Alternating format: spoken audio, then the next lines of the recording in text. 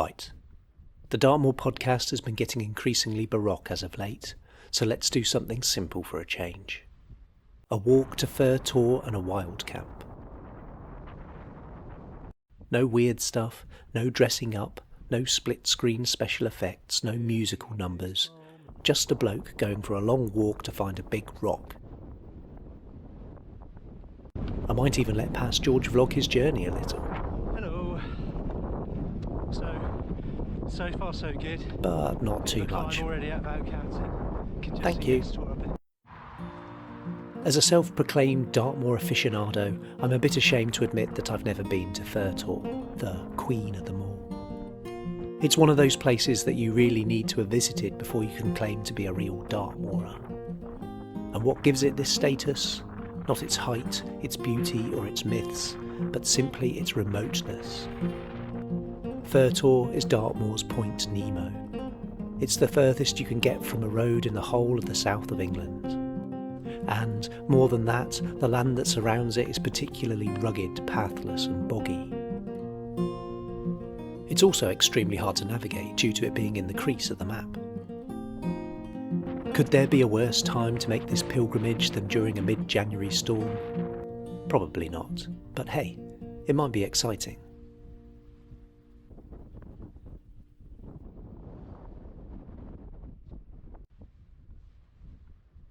Welcome back to the Dartmoor podcast.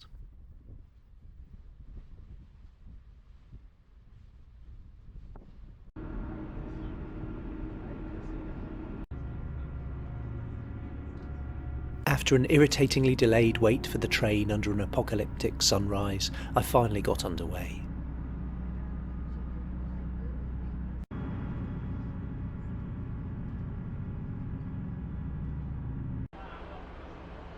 With the strong winds and heavy rain of Storm Aisha forecast for later, I treated myself to a new pair of boots and even some gaiters. Whether this would mean the comfort of lovely dry feet or the agony of new boot blisters, I wasn't sure, but I was certainly going to find out. It was going to be a long walk over arduous terrain. The rest of my kit was not to be similarly upgraded.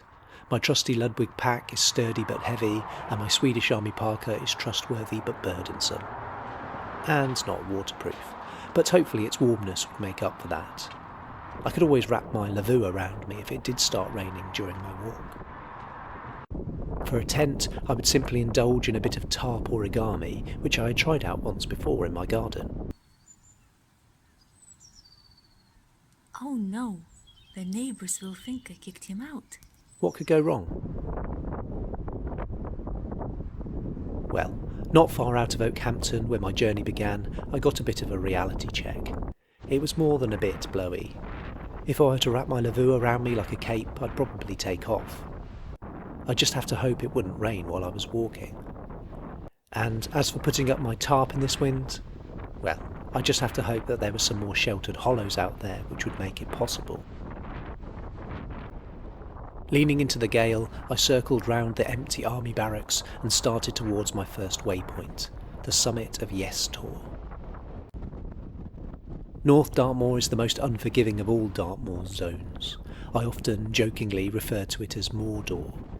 It's colder, it's boggier, the hills are steeper, and the weather can change in a flash. You can see why it's the perfect place to beast new army recruits and put them through their paces. I was truly in the land of granite giants, the great tors sticking up like crumbling citadels atop the domes of the hills. But what is a tor anyway? The incongruous rocks have the appearance of being dropped casually out of space or hurled about by some huge monsters in a fit of rage. But the truth is pretty much the opposite.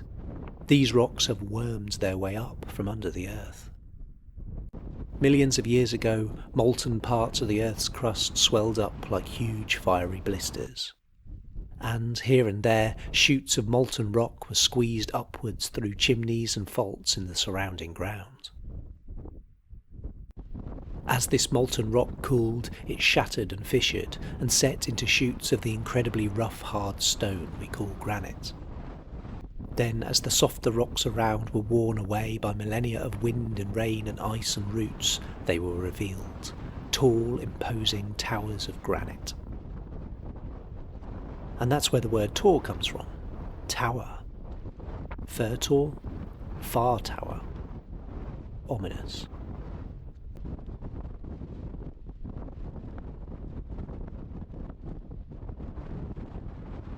Let's check in with past George at Yes Tor. Hello. I've been to Yes Tor. Ha.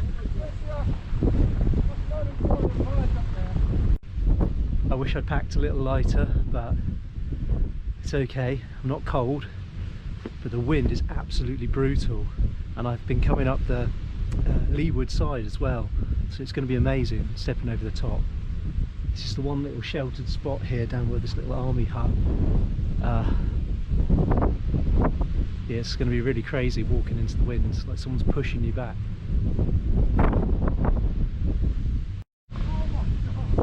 Here we go, watch this.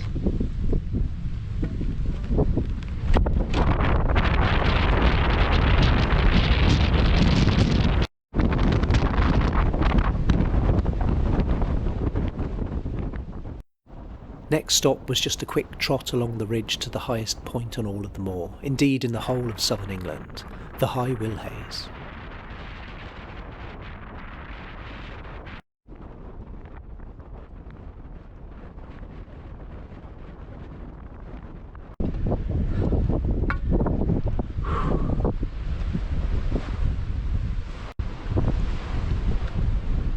High Willhays. It is like being on a different planet out here. The wind, so much space.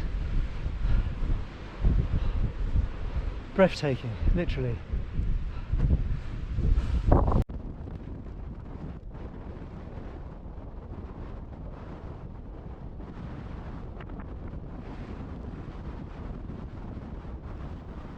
The most mind-bending thing about these mighty tors and their formation, for me, is that they all meet underground. They are like broken teeth poking up through the gums of the land, all connected to a huge granite jawbone 20 kilometres deep, a jawbone that runs from Dartmoor in the east to the Isles of Scilly in the west. Strip away the surrounding ground and you'd be left with an enormous igneous hedgehog, a vast bulb of granite with the tors poking up like spines. The Cornubian batholith.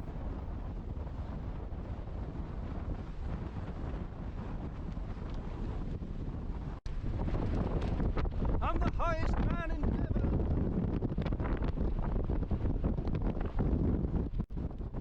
If you lay your hand on a rocky outcrop on Dartmoor and someone else is touching a similar formation on the Scilly Isles, you are connected across that stretch of the cold Atlantic by a vast and unbroken piece of granite sleeping under the surface of the earth. Sorry, don't know quite why I find that so amazing. It's just rocks, innit?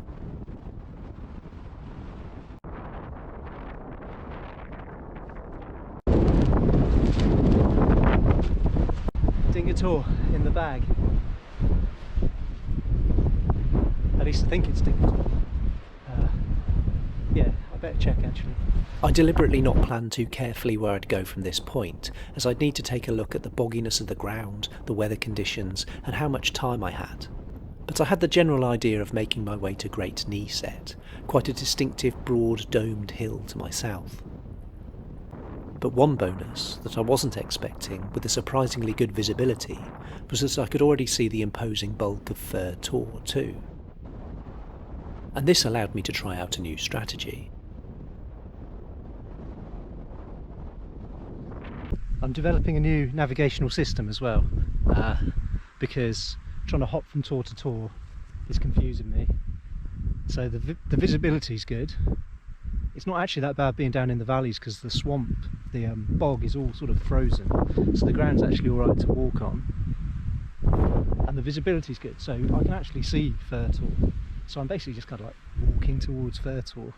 It's absolute worst thing to do on Dartmoor normally, but also I'm staying out of the wind by being down in the valley, so it might work. I'm going to try and follow this valley up to Great Knee Set is where I'm going to go next, and from there it's just one up and down to Fur Tor, I think. I say just, it might be hideous.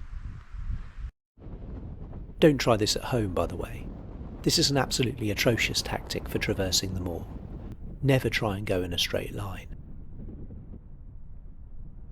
I just got lucky that the twin threats of ice and marsh had somehow cancelled each other out.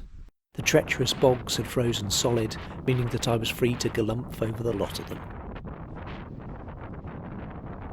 But there were reminders that this wasn't the usual way of things. Bright green patches adorned with rotten wool or animal bones were reminders that these places aren't always so forgiving. These macabre pools have a cheeky Dartmoor nickname, the stables. You know, where animals go to rest. Forever.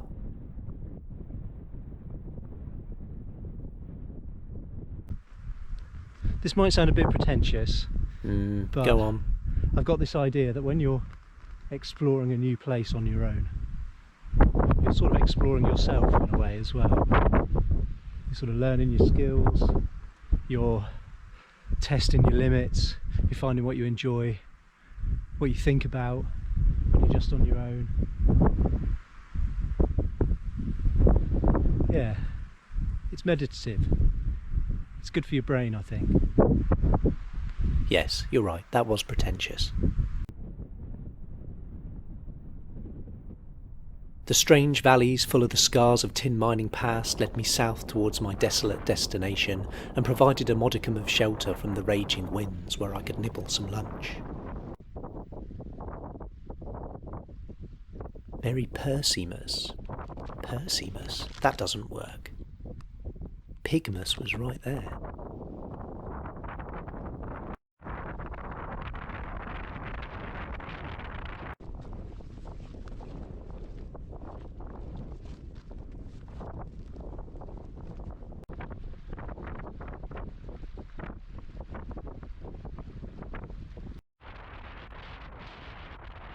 With the afternoon growing older, I climbed Great Knee Set and decided on how to conduct the last leg of my journey from a strange little shelter someone had made. Great Knee Set. Suffering for your entertainment. Actually, I'm enjoying myself.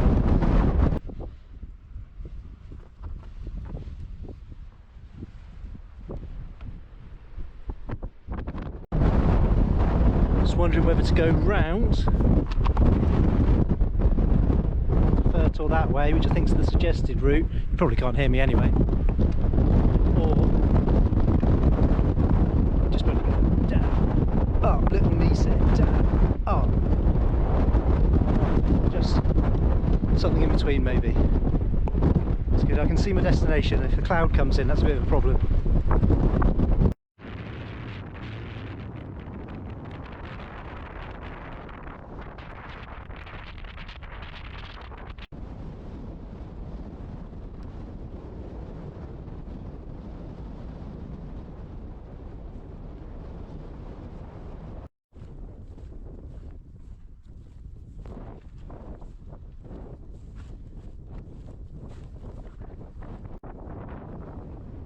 I was seriously beginning to worry if I'd bitten off more than I could chew with the stormy conditions.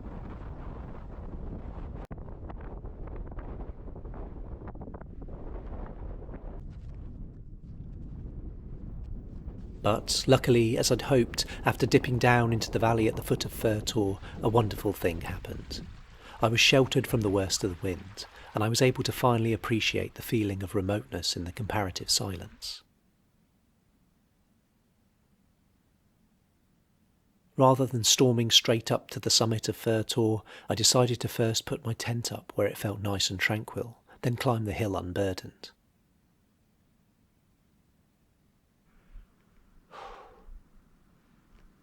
In the wind shadow of Fur Tor.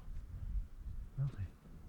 Set a tent and then camp down here and just run up to the top. Yes, I just said that.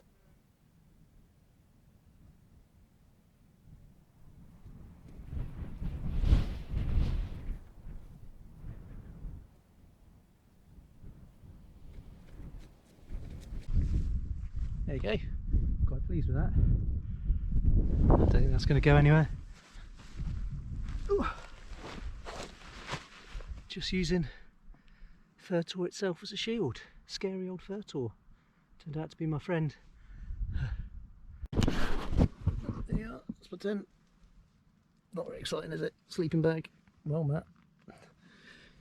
Sweets.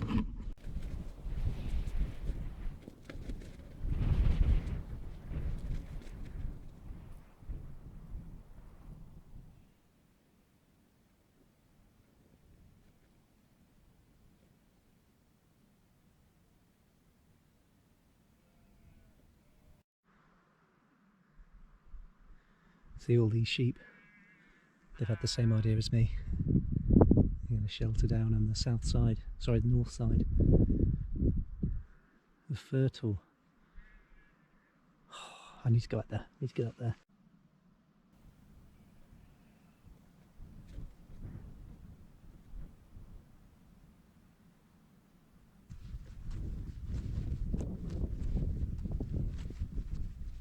Right, we're going up to Fur Tor. I missed my stick. A couple of problems. Can't find my lighter, so I can't make a cup of tea or heat up my noodles. That's a really big problem actually. Unless I find a workaround. And the other problem is I'm just worried it might be really cold. Not got a super expensive sleeping bag, but it's inside a bivvy bag. I've got the big coat to chuck over the top, so I might be alright. But I'm still just a little bit apprehensive about that. Maybe I'll come up with an idea. But yeah, I'm excited to see what's at the top of this tour. Problems aside, I was buzzing from having almost made my objective. The queen of them all, the Far Tower, Fur Tor.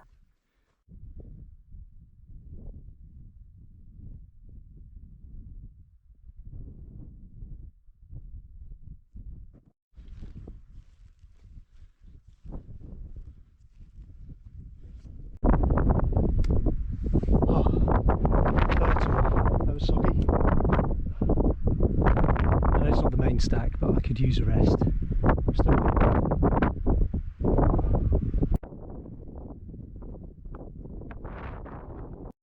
Braving the wind for one last time that day, I headed for the impressive main stack. A huge, almost geometric block that sat squarely on top of the hill.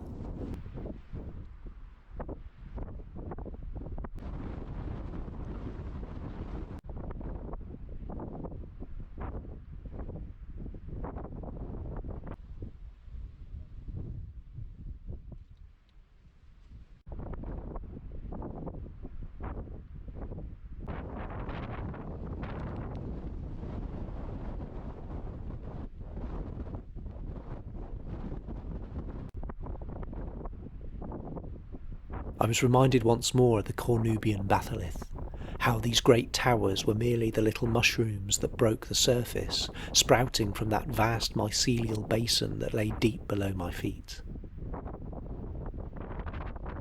I suppose I better give it a bop.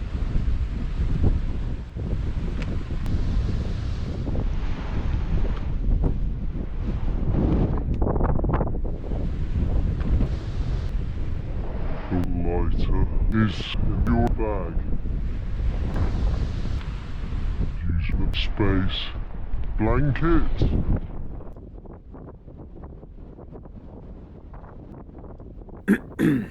Anyway, so much for no weird stuff. When did I say blanket?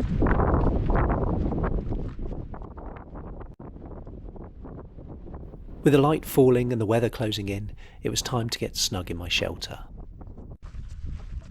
Oh, I'm absolutely knackered. I'm going to go back to my tent. Oh. It's going to be heavy rain tonight as well as this wind, so let's hope it holds out. You can feel that difference now. I've just dropped down a few feet and it's suddenly serene. amazing actually. It's a very, very strange sensation to go from howling wind to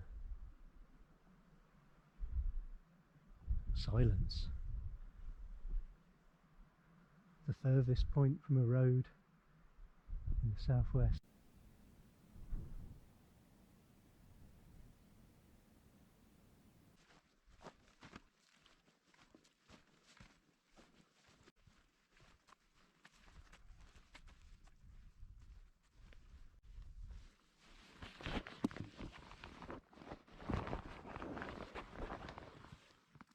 There was my lighter, and I'd forgotten that I always carry a space blanket for emergencies.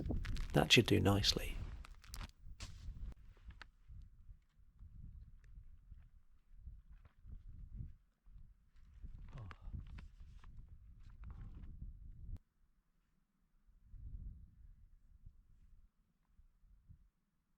Dinner was some spicy noodles. I spared you the footage of me wolfing them down. And after a bit of a read and another nip of whiskey, it was time for bed. But the pixies had a trick in store for me in the night. I awoke with the tarp lashing around me, thrashing to and fro in the storm winds. Luckily, I was able to set the tent pole back in place without too much fuss. Checking my watch, I was happy to see it was 6:30, and I'd slept through the night. It would be getting light in about an hour, so I made myself a cuppa and had some breakfast. After a while, I checked my watch again. Still 6:30. It had stopped. On finding my phone, it was about 1 a.m. Back to bed it was. Anyway, I was grateful for more sleep and woke to a morning of low-flying clouds and mizzle.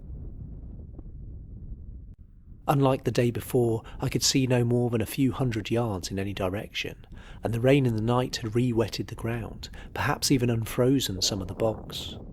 It was going to be a difficult trek back to Oakhampton.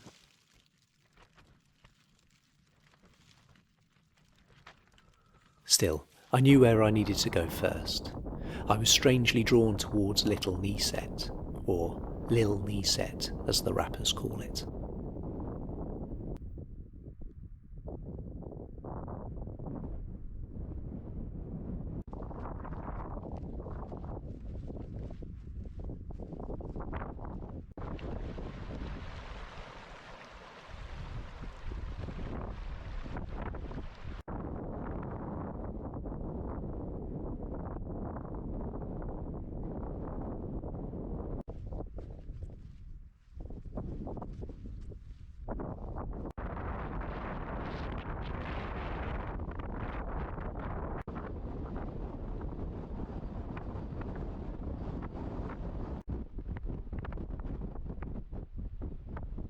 Blanket? Geo-telepathic time travel inconsistencies rectified, it was time to get stomping.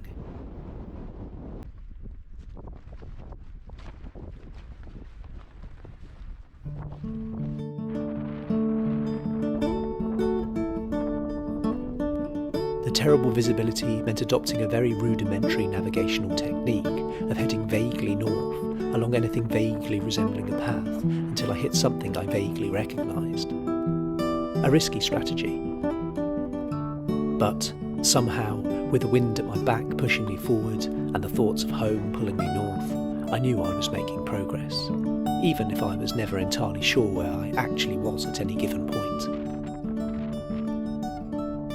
Finally though, jammy bugger, I popped out near Ockerton Court, almost as good a spot as I could have hoped for my final long windy march along the army roads to Oakhampton Station.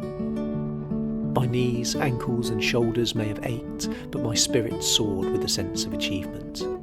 My Dartmoor credentials were undisputed. I'd conquered rain, wind, ice, wind, pixies, the cold, wind, mist, the crease in the map, wind and the stables. I'd braved the storm and made it to Fur Tor and back in one piece.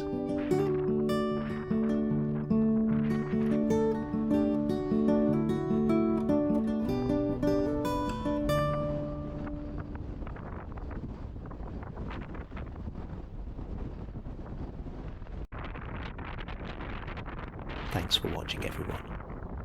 See you next time.